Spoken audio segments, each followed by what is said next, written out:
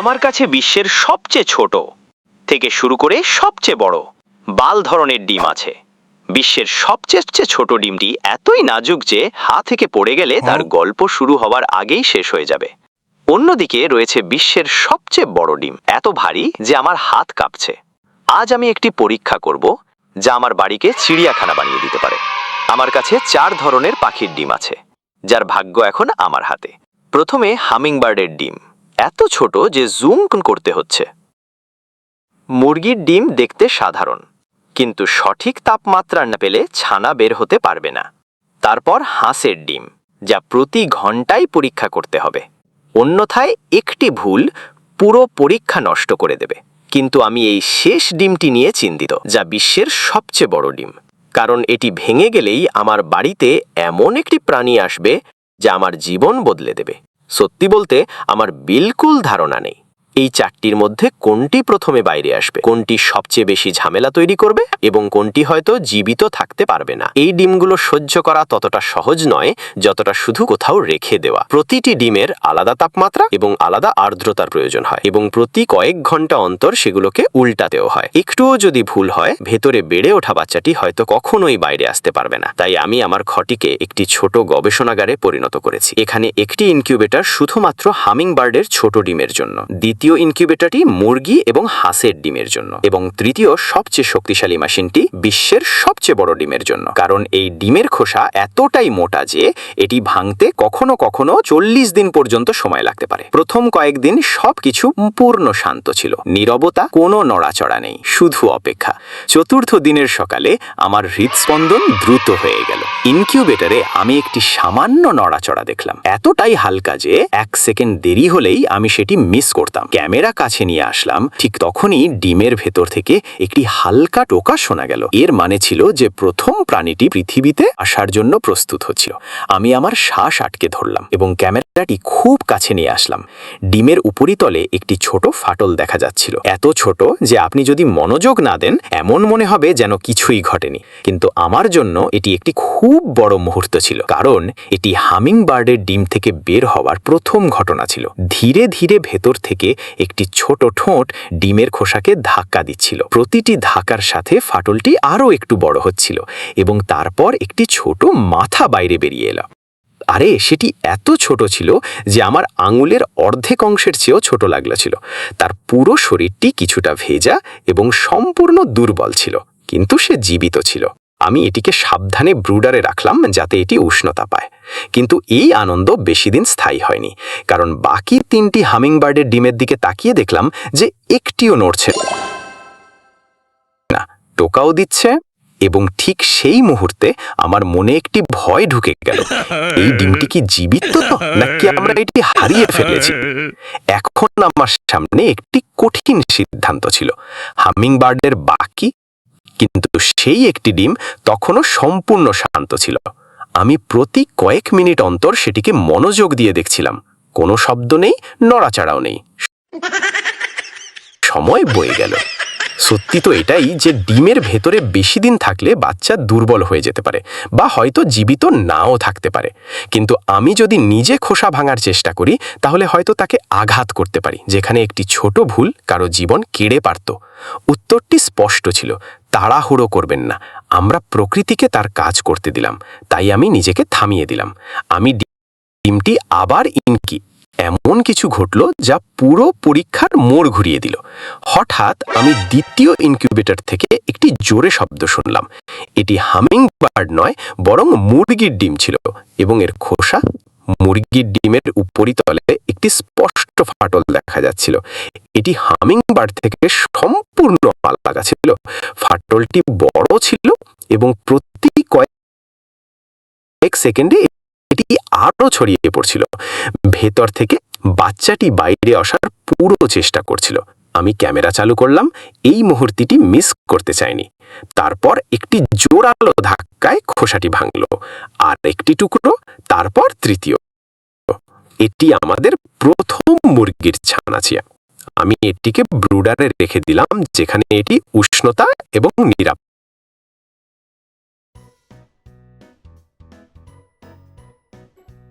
ওর শ্বাস নিতে কষ্ট হচ্ছে। আগে সঙ্গে ওকে কোলে তুলে নিলাম। ওর শরীর হালকা হালকা কাঁপছিল এবং প্রতিটা শ্বাস খুব কষ্টে আসছিল। আমার হৃদয় হঠাৎ দ্রুত গতিতে স্পন্দিত হতে শুরু করলো, কারণ ছোট প্রাণীদের শ্বাসকষ্টের সমস্যা কয়েক মিনিটের মধ্যে প্রাণঘাতী হতে পারে যদি আমরা এখনই কিছু না করি। ইন্টারনেটে উপলব্ধ তথ্য এবং ভেট গাইড পুঙ্খানুপুঙ্খভাবে পড়ার পর আমি দেরি না করে তার চিকিৎসা শুরু করলাম। আমি দেখলাম যে ব্রুডারের তাপমাত্রা বেশ কম ছিল, তাই আমি অবিলম্বে সেখানকার তাপ বাড়িয়ে দিলাম। তারপর আমি একটি সিরিঞ্জ নিলাম এবং খুব সাবধানে তার ঠোঁটে ধীরে ধীরে ফোঁটা ফোঁটা করে জন করালাম। বেশ কিছুক্ষণ সেখানে কোনো নড়াচড়া দেখতে পাওয়া যায়নি। সারা ঘরে একটা অদ্ভুত নীরবতা ছিল। আমি শুধু তার শ্বাস নেওয়ার শব্দ শুনতে পাচ্ছিলাম এবং তারপর হঠাৎ সে একটা গভীর শ্বাস নিল, তারপর দ্বিতীয় এবং তারপর তৃতীয়। তার শরীর ধীরে ধীরে স্থির হতে শুরু করল।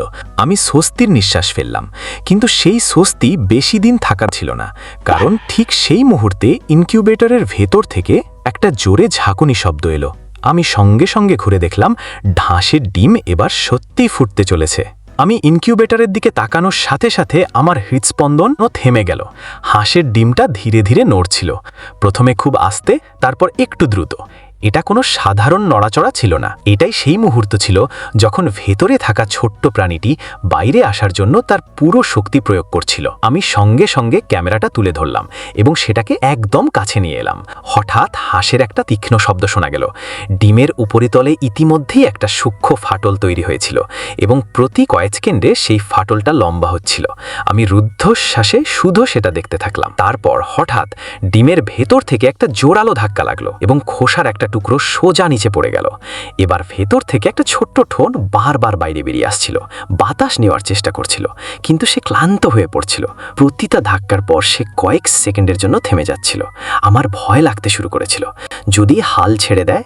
ঘরটা শান্ত ছিল এবং তারপর শেষ একটা প্রচেষ্টার সাথে খোসাটা হঠাৎ খুলে গেল এবং একটা ছোট ভেজা কাঁপানো হাঁসের বাচ্চা বাইরে চলে এলো। কয়েক মুহূর্তের জন্য সে নড়লও না। আমি ভয় পেয়ে গিয়েছিলাম, কিন্তু তারপর ধীরে ধীরে সে মাথা তুলল এবং প্রথমবারের মতো চোখ খুলো। আমি স্বস্তির নিঃশ্বাস ফেললাম। আমি সবে তাকে ব্রুডারে রাখতে শুরু করেছিলাম, তখনই কিছু অদ্ভুত ঘটল। যেই আমি হাত সরিয়ে নিলাম, সে তখনই আমার দিকে সোজা আমার পায়ের দিকে দৌড়াতে শুরু করলো। আমি এক কদম পিছিয়ে গেলাম, কিন্তু সেও আমার পিছু ছুটতে থাকলো। তারপর ধীরে ধীরে নিয়ন্ত্রণের বাইরে চলে যাচ্ছিল। আমার ঘুম কমে যাচ্ছিল, ঘর অগোছালো হয়ে যাচ্ছিল এবং প্রতিদিন কাজ আরও কঠিন হচ্ছিল। কিন্তু আসল চ্যালেঞ্জ এত সবে শুরু হয়নি, কারণ সেই দিন ইনকিউবেটরের ভেতরে খুব বেশি হালচল হচ্ছিল। আমি ঘুরে দেখলাম পৃথিবীর সবচেয়ে বড় ডিম এবার সত্যিই ফাটতে চলেছে। হঠাৎ ঘরে একটা অন্য ধরনের আওয়াজ ভেসে এলো। এটা কোনো হালকা টোকা ছিল না, এটা একটা ভারী এবং প্রতিধ্বনিত আওয়াজ ছিল। ঠক। আমি তখনই ঘুরলাম এবং সরাসরি ইনকিউবেটরের দিকে তাকালাম। আমার সামনে সেই ডিমটা ছিল, পৃথিবীর সবচেয়ে বড় ডিম। তার পৃষ্ঠ হালকা কাঁপছিল, প্রথমে ধীরে, তারপর আরেকটু। আমার শ্বাস প্রশ্বাস আপনা আপনি কমে গেল, কারণ এই সেই মুহূর্ত ছিল যার জন্য আমি এতদিন অপেক্ষা করছিলাম। কিন্তু একই সাথে এটাই সেই জিনিস ছিল যাকে আমি সবচেয়ে বেশি ভয় পাচ্ছিলাম। আমি সাবধানে ক্যামেরাটা আরও কাছে নিয়ে গেলাম। তখন ডিমের পৃষ্ঠে একটা লম্বা গভীর ফাটল দেখা গেল। এটা কোনো ছোট ফাটল ছিল না, খোলটা এত মোটা ছিল যে সেটা ভাঙতে বাচ্চাটা ঘণ্টাখানেক সময় লাগতে পারত। প্রতি কয়েক সেকেন্ডে ডিমটা একটু নড়ত এবং তারপর স্থির হয়ে যেত, যেন ভেতরে থাকা বাচ্চাটা তার পুরো শক্তি জড়ো করছিল। ঘর সম্পূর্ণ শান্ত ছিল, শুধু একটাই শব্দ শোনা যাচ্ছিল, ঠক ঠক। প্রতিটা টোকার সাথে আমার হৃৎস্পন্দন দ্রুত হচ্ছিল। কিন্তু তখনই হঠাৎ করে নড়াচড়া সম্পূর্ণ বন্ধ হয়ে গেল। ডিমটা এখন পুরোপুরি স্থির ছিল, কোনো শব্দ নেই, কোনো নড়াচড়া নেই, কিছুই নেই। আমার মনে একটা ভয়ঙ্কর প্রশ্ন জাগলো, বাচ্চাটা কি ক্লান্ত হয়ে গিয়েছিল, নাকি ভেতরে কিছু গন্ডগোল হয়ে গিয়েছিল? এবং যদি আমি ভুল সময়ে থামতাম, আমাকে একটা সিদ্ধান্ত নিতে হবে, অপেক্ষা করব নাকি হস্তক্ষেপ করব। আমি বেশ কিছুক্ষণ ইনকিউবেটরের সামনে দাঁড়িয়েছিলাম এবং ডিমটা তখনও সম্পূর্ণ শান্ত ছিল, কোনো নড়াছাড়া নেই, কোনো শব্দ নেই। প্রতিটা মুহূর্ত ঘন্টার মতো লাগছিল। শুধু একটাই প্রশ্ন মনে ঘুরছিল, ভেতরে থাকা বাচ্চাটা কি জীবিত? আমি ধীরে ধীরে ইনকিউবেটরের ঢাকনা খুললাম, খুব সাবধানে। আমি ডিমটা হাতে তুলে নিলাম। এটা ভারী ছিল এবং আশ্চর্যজনকভাবে একটু ঠান্ডাও লাগছিল। এটা কোনো ভালো লক্ষণ ছিল না। আমি ডিমটা কানের কাছে নিয়ে গেলাম। কয়েক সেকেন্ড কিছু শুনতে পেলাম না। তখন হঠাৎ করে খুব ধীরে ধীরে আঁচড়ানোর শব্দ শুনতে পেলাম, এত ধীরে যে মনোযোগ না দিলে হয়তো শোনা যেত না। আমার মুখে আশার আলো ফুটলো, এর মানে বাচ্চাটা তখনও লড়াই করছিল। আমি দ্রুত ডিমটাকে আবার ইনকিউবেটরে ফিরিয়ে রাখলাম এবং তাপমাত্রা একটু বাড়িয়ে দিলাম। এখন সবকিছু তার শক্তির উপর নির্ভর করছিল। কয়েক মিনিট পরে হঠাৎ একটা জোরালো ধাক্কা লাগলো এবং ডিমের খোলের একটা বড় অংশ ভেতর থেকে বাইরের দিকে বেরিয়ে এলো। এটা প্রথম স্পষ্ট ইঙ্গিত ছিল যে বাচ্চাটা হার মানছে না। তারপর গ্যাসলার, এবার খোলের একটা অংশ সত্যিই ভেঙে গেল। অবশেষে একটা ছোট ছিদ্র তৈরি হলো।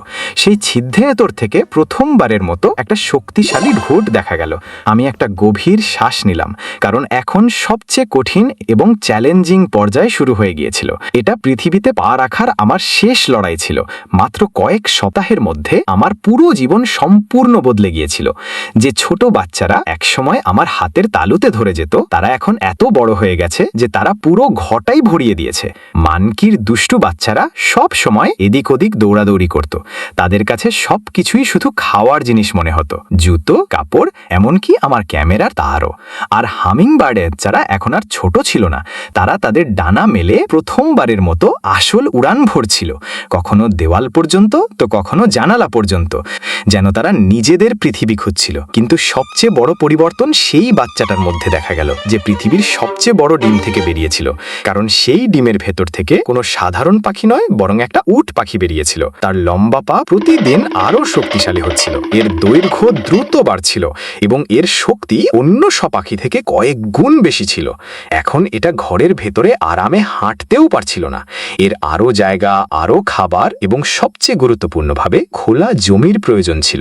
তখনই একটা সত্য ধীরে ধীরে ধীরে বুঝতে পারছিলাম, তারা এখন আর বাচ্চা ছিল না, তাদের এমন জায়গার প্রয়োজন ছিল যেখানে তারা ঠিক মতো বড় হতে পারে। আমি চারপাশে দেখলাম, ঘরটা সম্পূর্ণ অগোছালো ছিল, সব দিকে পালক আর খোসা ছড়ানো ছিল এবং আমি কয়েক রাত ধরে ঘুমাতে পারিনি।